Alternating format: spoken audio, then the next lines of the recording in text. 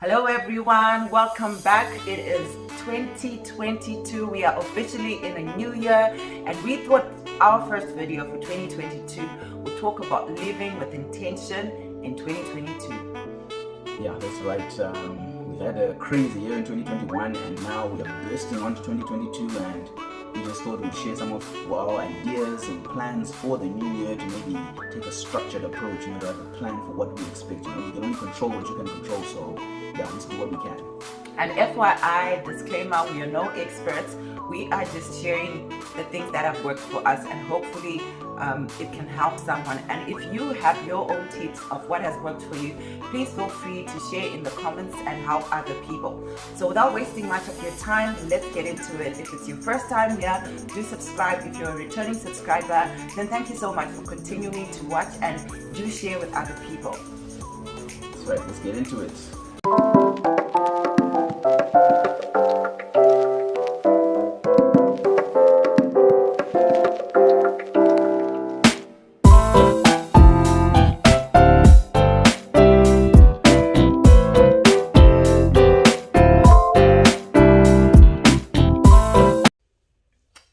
Okay, so like we said, living with intention in 2022.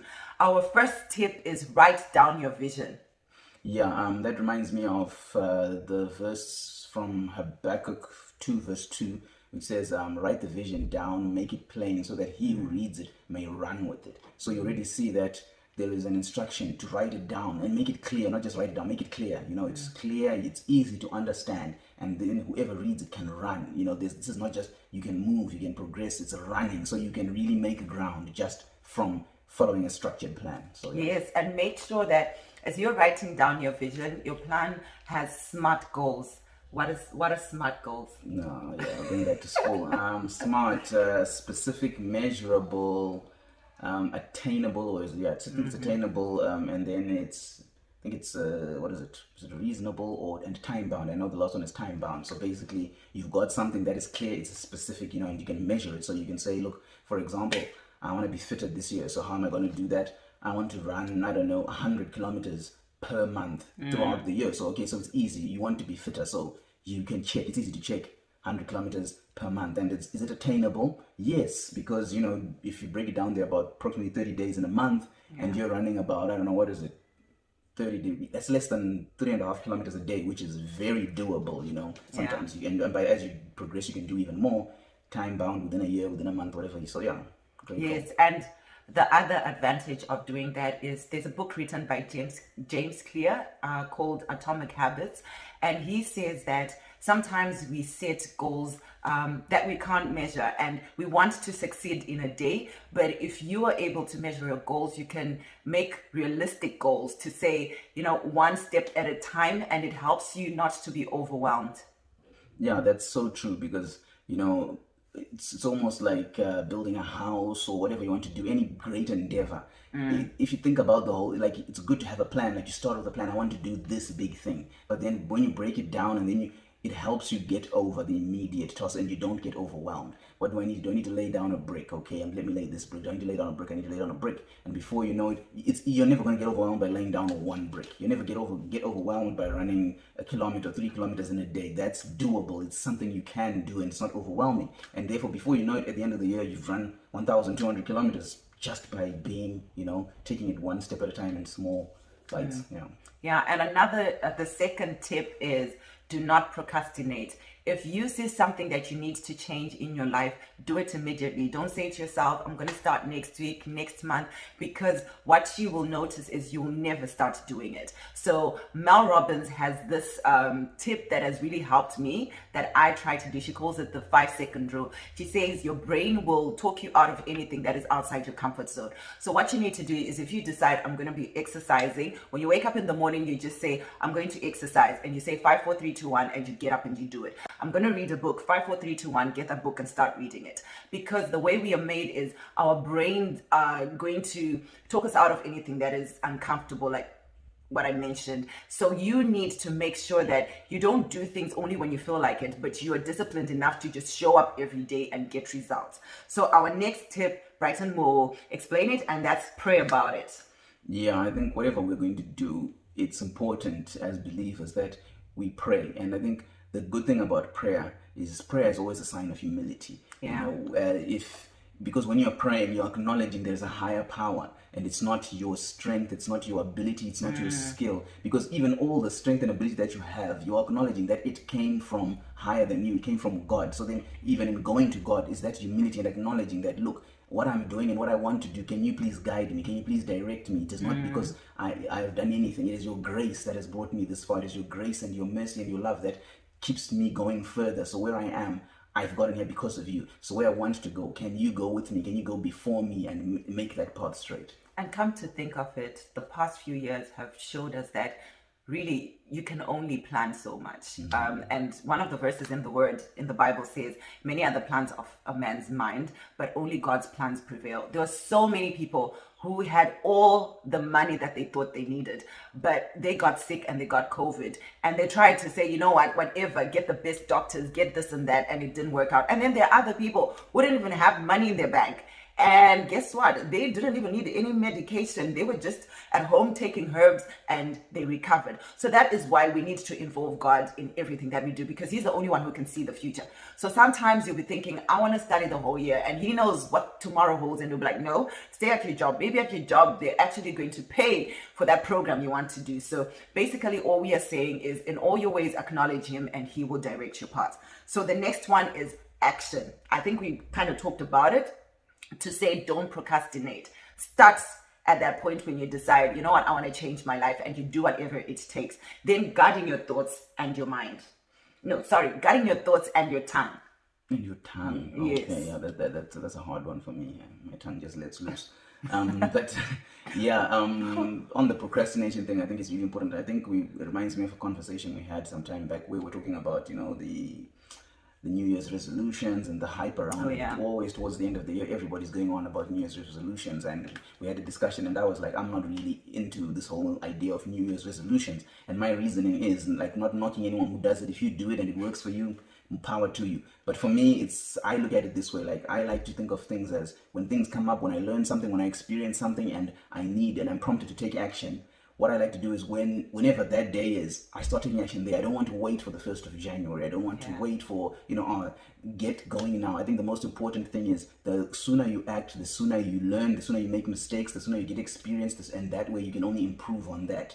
But if you're waiting, like, I know there was a stat that says, New Year's resolutions within the first 2 weeks of the year, by the 9th of January, most of them are gone, they're forgotten and in the bin. So you're telling me you're going to wait for the next 1st of January in 2023? Doesn't really make sense. So, I think it sort of like enables the habit of procrastination. Every day, 365 days later is a new year. So then just start today, and you've started on your new year. Don't wait for any other thing, just start right away.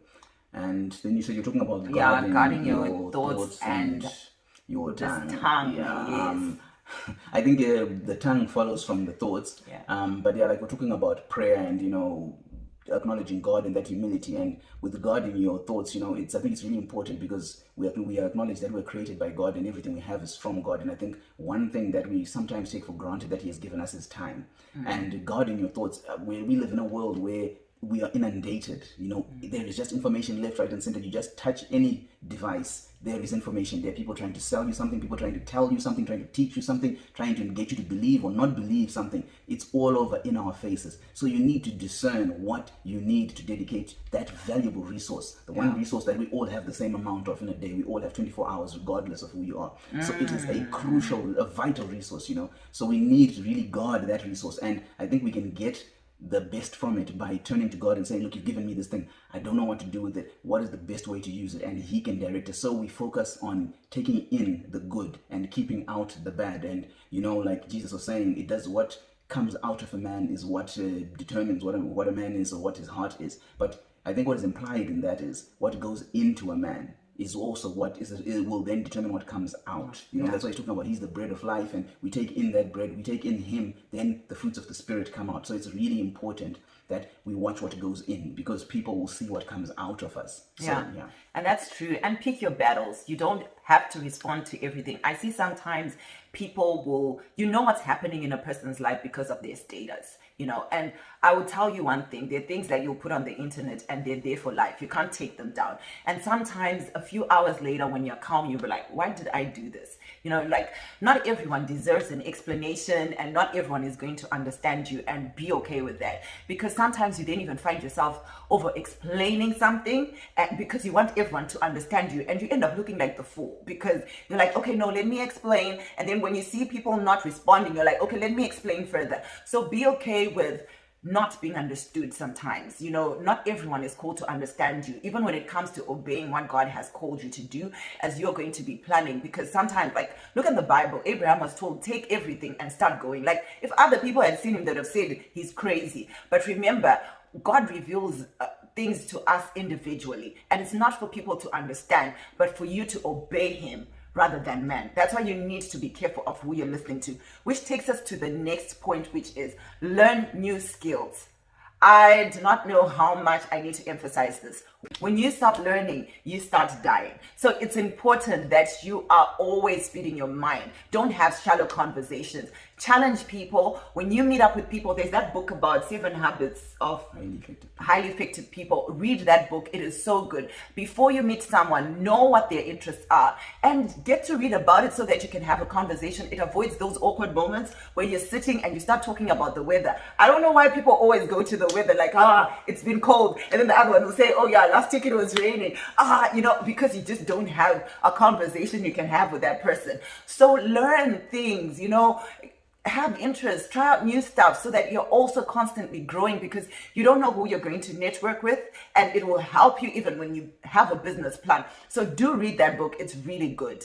Yeah, and I think if you're really struggling with conversations, there actually are books on how to have start and carry conversations. But like you're saying, it's really important to keep learning.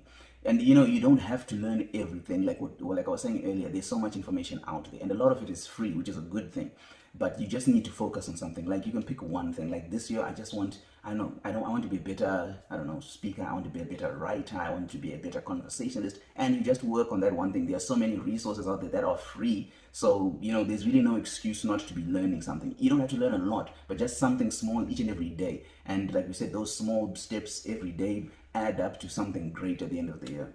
That is so true. Like, I'll give you an example. My dream was always to become a presenter. And yeah, I have my own talk show and everything. And I remember Brighton kept saying to me, you got to be practicing. And I was like, dude, I'll wait for the time to come. But just doing this YouTube and sharing my content and everything has allowed me to have an opportunity to come out on TV like I wanted. And I ended up doing a mom series that was so good because they just saw my videos and they were like, okay, you are the right person. So remember, I always say every teacher was once a student. Every driver was once a learner. So start somewhere. Don't compare yourself to people who've been there for the past 20 years. They started where you are starting, but they worked their way up. So don't ever be embarrassed of learning. And my next point is, do not be afraid to ask for help. If you are struggling, get a mentor, get someone who inspires you and learn from them. I know a lot of people are willing to be mentors, but when you also approach them, don't just say, I just want to learn from you. Like, who's going to take you as a mentee, right? So you need to make sure that you have a plan. I want to learn this and that from you. I'm asking for maybe 30 minutes every month. Don't look confused because no one is going to take you serious. Yeah, and I think in many cases, those are maybe the scenario you're talking about. It's the more people who are busier or a lot of who don't have that much time. But in most cases, you don't have to look very far for someone to mentor you. You can just look within your immediate sphere of your circle of people, whether it be socially, wherever you hang out, be it at your church, be it, at your workplace. You know, there's always someone around there that you can learn something from, that they have something that you would like to learn and say, I admire that character or that skill or that trait, and I would like to learn it. And one thing that's amazing is I think I always have noticed this a lot of the times I have this policy that don't ever, I'll use the word stinge, but don't deny yourself something because you have not asked. Always rather give the person who has the thing you want the opportunity to say no. And look, if you go in, you don't have the thing, you go in, you ask. If the person says no, you have not changed your situation. But if they say yes, you've got what you want. Which book did we read about someone who went several times when they wanted to be a DJ? It was Who was It was it? Les Brown. Yes, Les Brown. He kept going back over and over again, and they kept saying no to a point where they said, you know what, dude, fine, we're giving you the opportunity to work at our radio station. So sometimes when they see your persistence, an opportunity will come because they can see you're serious, that you really want this thing. And Les Brown is a good speaker to listen to, a motivational speaker. Like, More better than good. yes, he will inspire you on so many levels. I used to listen to him while taking my walk and running. I did a walking challenge, and I just felt like I was unstoppable because he just encourages you. You know, he tells you you can do it. And you know, when you're pumped up and you just think, okay, if he could do it, why can't I? And that has been something that has helped me, that if one person is able to do it, you can work towards that same goal if you put the work into it. Which comes to our next point, which is do not be lazy. Yeah, and this one, yeah, it's all it really comes down to your why. It's, and I think it's always like with these New Year's resolutions. I think like we're talking about that after 9 days, they are out the window. I think one of the biggest problems is you always just look around and you say, what resolutions do they have? What resolutions do they have? What are they doing? That looks attractive, but really, with who you are, your character, your personality, your innate abilities and skills, they have got nothing to do with the flashy things that you see out there. If what you are meant to do, what you have been created to do, is to do whatever it is, whatever you have been created to do, go and develop yourself in that direction. Look, and I think in the world we live in today, it is proven that it doesn't really matter what you do. If you are really good at it, you will be a success. You don't have to be like a celebrity or anything. But there are people who are being great and being celebrated and acknowledged for being good at the most simple things, but they're really good at it. So whatever it is that you're good at, focus on that and focus on developing yourself in that area throughout the year. Yes, and it takes 10,000 hours to perfect a skill. Almost there. Something like that. Yes, so you need to be willing to put in the hours. Who said that quote? It was originally Malcolm Gladwell. He came up. I think it was some study that they did with a lot of athletes and a lot of professionals, musicians, whatnot. That it on average it takes about 10,000 years to master hours to the point of where you are an expert at something. And we how many hours do we spend in a day? Just doing nothing, scrolling, watching mindless videos and whatnot. But just that time, it can take you 3 years, 5 years, but those 10,000 hours you'll get there. You can, even if you focus on something, you can be surprised that after 5 years, you're maybe 3/4 of the way. They're like, whoa, wait a minute, I'm 3/4 on the way to being an expert at this. Let me continue. I'll be an expert, and who knows what way that will take you. Yes, and it gets to our next point, which is stay in your lane. Comparison is the thief of joy. Stay in your lane. Do what you can do. I know when I even started homeschooling, I would compare myself to other homeschool moms. But now 2 years later, I'm like, I was definitely crazy, because we all have different skills. We have different gifts. Use what you have. You don't have to spend so much money to be able to learn a new skill. Like for me, the videos that I do on YouTube, I use my phone. Other people will wait until they get a camera, but use what you have and see where it takes you. I also do hair. I don't have a studio or a salon. I do it in people's houses, but I still get the money. And another thing I have learned is in the Bible, it says your gift will make room for you. And most times we know we have a gift in something, but we want to be like the next person. So we don't do what we are called to do. And the disadvantage of doing that is if you're natural at something, it means it takes you less hours to complete it. But if you are trying to be like someone, it's going to take you longer. It's going to frustrate you. And you'll always feel like it's a burden. So always make sure that in everything that you're doing, stay in your lane, do what you can, and live below your means, right?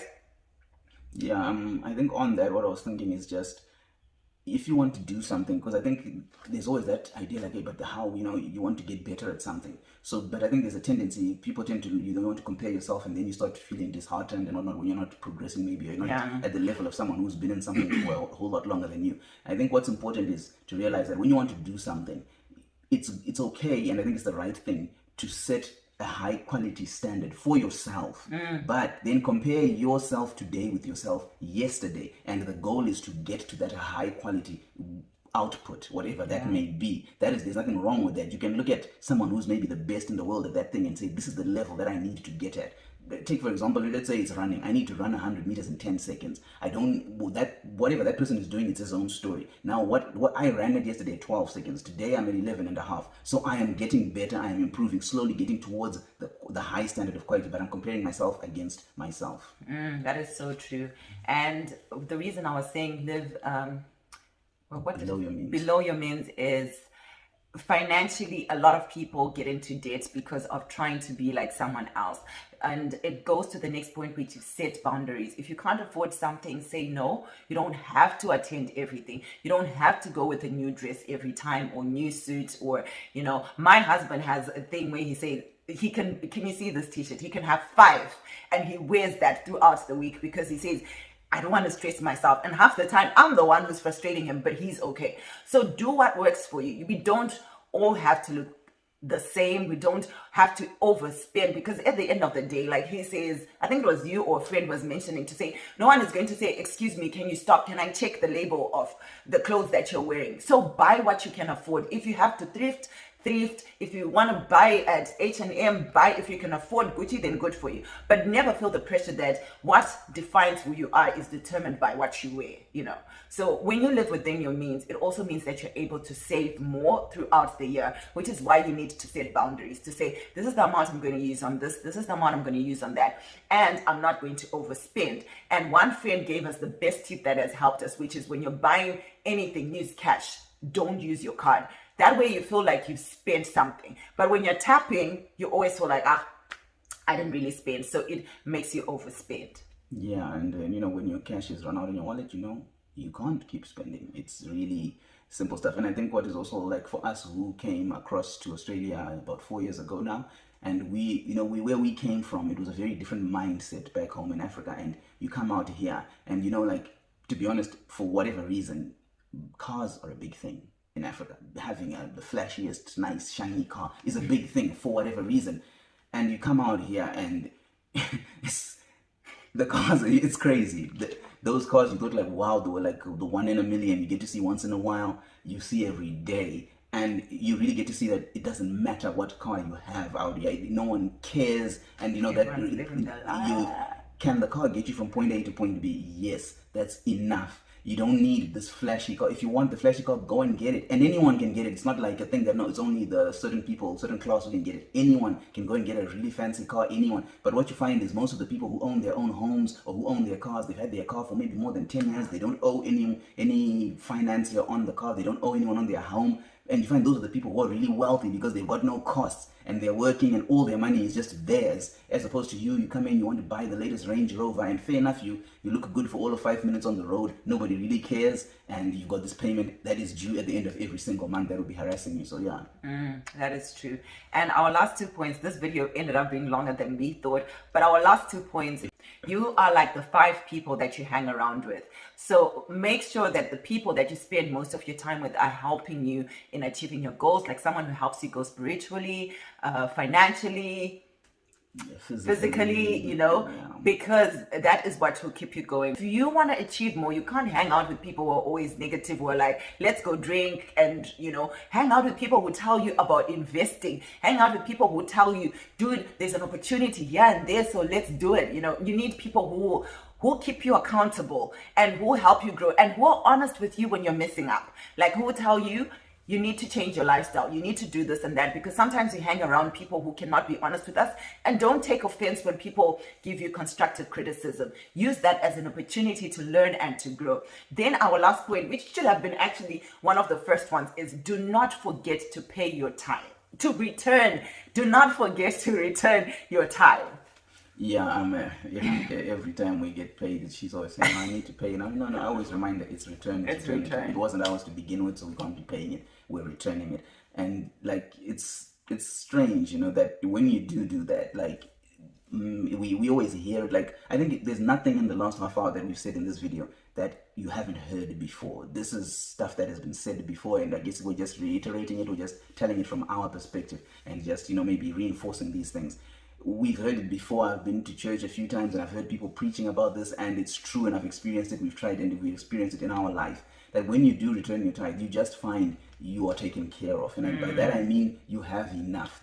It doesn't make sense, like, why I'm taking 10% and I'm just, allegedly returning it to the church, but really you are returning it to God, because God will make that 90 go further than the 100 if it was up to you. Because again, there's that humility. You're acknowledging that this came from above. This was not because I've got 20 years experience working, so I know what I'm doing. No. You could make a mistake and get fired at work the next day, and you never know. Anything can happen. But the point is, God is the one who's providing for you, and when you acknowledge Him, He just takes you to places and He protects you. There's so many things that, I think if we could really see some of the dangers and some of the things that could have happened to us if God just lifted His protective hand from us, we would be shocked. And just to acknowledge and to honor Him and to say thank you for being God and for providing this for me and allowing me to take care of my family.